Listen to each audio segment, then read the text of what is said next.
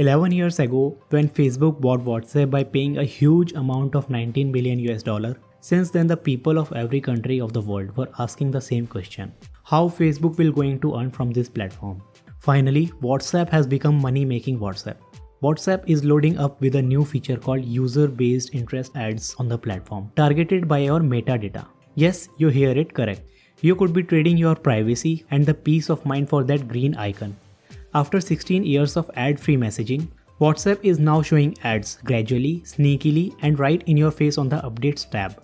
But what does this really mean for you, your data, and the future of privacy? Let's unpack it.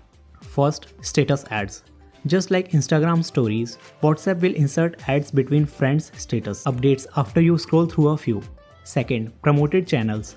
Businesses and creators can pay to boost their channels in your discovery feed. So you will start seeing sponsored Cook and Bait 101 or finance tips daily. Paid subscriptions. Some channels will lock premium content behind a monthly fee. Imagine paying for a chef's secret recipe channel. The company said it is allowing companies and users to promote their channels. WhatsApp broadcast feature in the discovery section. And for that, it would allow select creators and businesses to charge users a subscription to unlock exclusive updates on channels. The company said these subscription payments will be facilitated by the app stores.